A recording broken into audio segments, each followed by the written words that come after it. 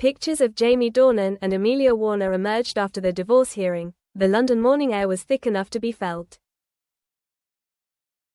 Silver clouds drifted lazily across the grey sky, reflecting the heaviness of a day the press had been waiting for weeks.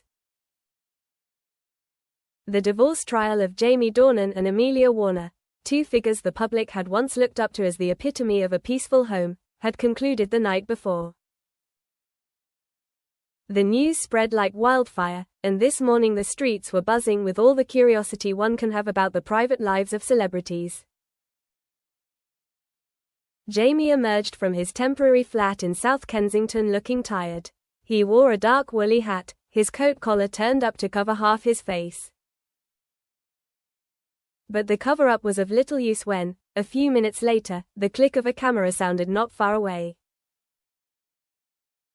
Jamie glanced over, unfazed. He had known this was coming. A familiar face among the reporters made him pause for a second. It was Clara Hughes, a freelance photographer Jamie had met while working in Iceland years ago. She looked at him not as a paparazzi, but as someone witnessing a sad story they themselves did not want to record. Jamie didn't know whether to feel grateful or annoyed. "Jamie. Just one," someone shouted. Jamie sighed, walking faster. He was used to the noise, but today it all seemed to hit him, reminding him of what had just ended. 12 years, a period no one thought would disappear with a few strokes of the judge's gavel. But what tired him most was not the separation, but the feeling that he had no control over anything, not his emotions, not his images, and especially not the story the media would create later. 2. Amelia and the lost camera. At the same time, in the western suburbs of London, Amelia sat by the window of her mother's old house, where she was staying for a while until things calmed down. On the coffee table in front of her was a small film camera, the kind Amelia liked to take with her when she went on family trips. She had found the camera in a box of old things Jamie had sent back, with a note that had only 4 simple words: "You should keep it." Amelia picked up the camera and opened the film chamber. A roll of undeveloped film was still inside, as if time had been trapped in some place in the past that neither of them had the courage to touch. She couldn't remember the last time she had used the camera.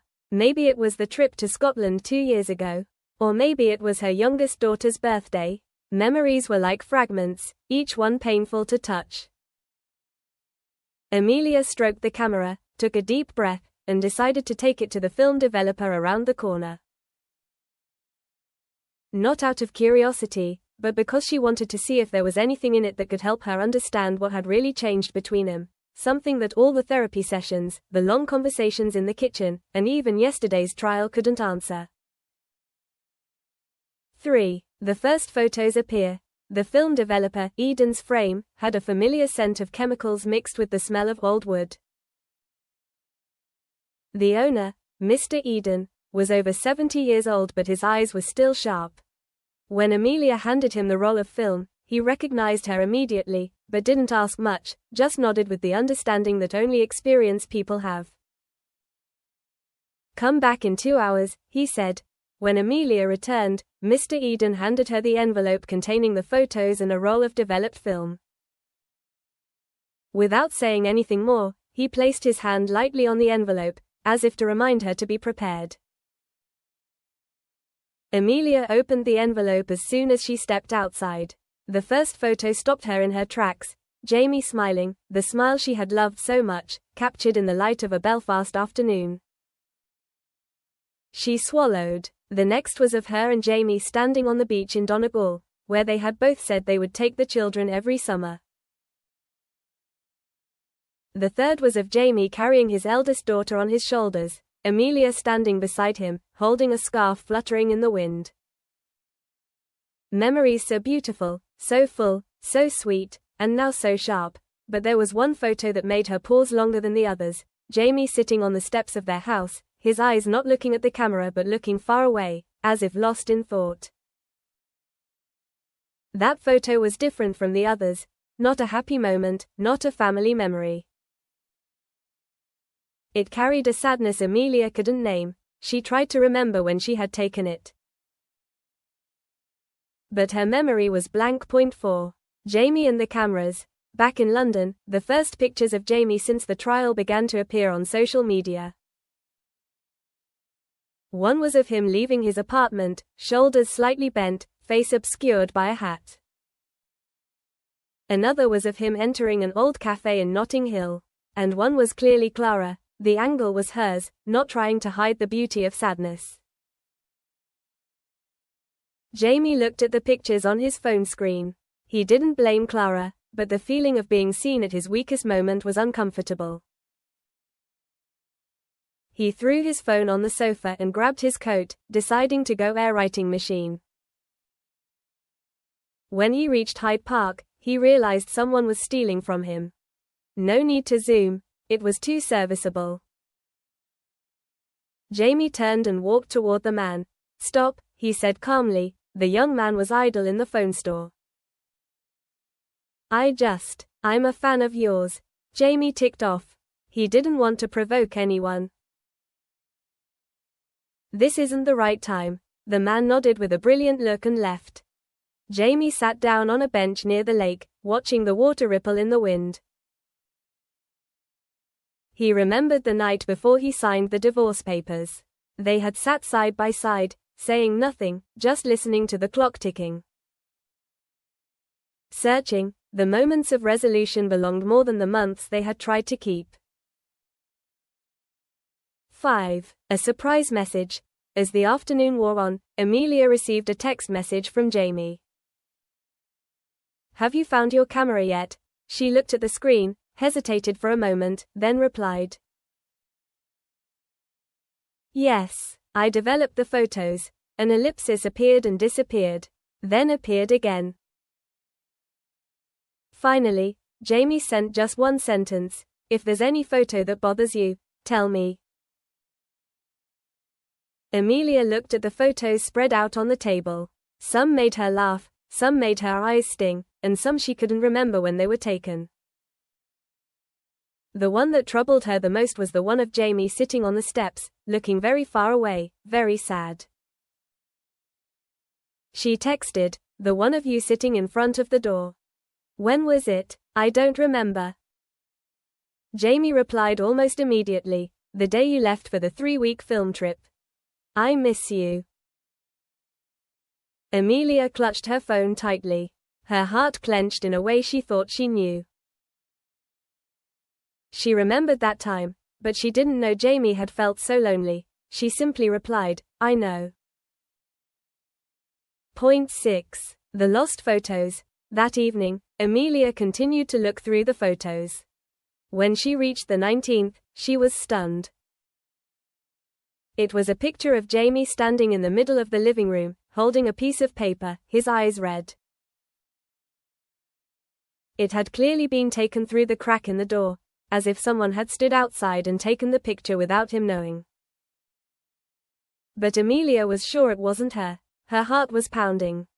She checked all the photos again, there was nothing else like it. She called Jamie right away. "I didn't take this one," she said when he picked up. Jamie was silent for a few seconds. "I know. What do you mean?" "I'll come see you," Jamie said. "We need to talk in person." Point 7. The breakup meeting. Jamie arrived at Amelia's mother's house that evening. When Amelia opened the door, his face was haggard but his eyes were determined. They sat across from each other in the living room, an envelope of half-opened photos on the table. "That one," Jamie began, "was taken by Clara." "Clara? The photographer?" Jamie nodded. "I was arguing with you on the phone. I said I was fine, but I wasn't. Clara was nearby, getting ready to take behind-the-scenes photos for a project. She saw me and took a picture. Then she gave me the photo and said, 'This is the me I don't want anyone to know.' I hid it in my camera." Amelia looked at the photo again. Not of a celebrity, but of a broken person. "Why did you keep it?" she asked. Because that was the first time I understood I was losing you, Jamie said softly. I thought the photo would remind me to try harder. Amelia bowed her head. She knew Jamie wasn't lying.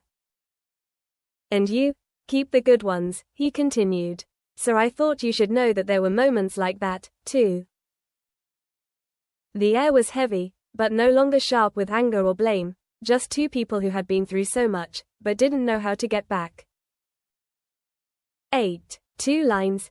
Jamie, Amelia said after a few minutes of silence, do you think, if we had known it would turn out like this, we would have done something different? Jamie looked at her, thoughtful. I think, we would have talked to each other more. Been more honest. We've both been strong for so long. I think so too. Jamie touched a photo on the table, one of him carrying his daughter on his shoulders. These pictures, he said, they're not about two people who are divorced. They're about two people who loved each other. A lot. Amelia smiled sadly. The only thing I'm afraid of is that the media will turn these recent photos into a different story. They'll say how we're broken, how we hate each other, even though the truth might be softer or more complicated. Jamie chuckled. They'll write it however they want. But the photos on this roll, only we know. Amelia nodded. Maybe that was why they needed to meet today, not to fix, not to go back, but to put a clear but not bitter end to a long journey. 9. The last photos. Before Jamie left, Amelia handed him a photo. Not the sad one, but the one she'd taken of him smiling brightly in the sun. I think you should keep this, she said. Jamie looked at it for a long time. Thank you. Then he handed her another one of Amelia standing on the beach, her hair blowing in the wind, her eyes closed as if listening to the waves. This one was always my favorite, he said. You should keep it. Amelia took the photo. She understood what he meant. They were dividing memories, the way they divided everything else. Jamie stood up, grabbing her coat. Are you okay? Amelia nodded. Me too. As Jamie walked to the door, Amelia called him back. Jamie. He turned. Thank you, she said. For everything. Jamie just smiled, a soft smile that couldn't hide the sadness, and opened the door into the London night. 10. A new chapter of images. The next morning, new images appeared online. One of Jamie walking alone on Waterloo Bridge. Another picture of Amelia leaving Eden's frame, and both pictures went viral, with plenty of speculation. But this time, neither of them cared as much. Jamie stood in front of the apartment window, looking at the picture of Amelia beside the beach is framed in a small wooden frame. Amelia, on the other side of the city, also placed the photo of Jamie smiling in the sun on her desk railing as a beautiful memory. Not to remember, not to regret, but to know that they had loved each other before going to two different boundaries of life.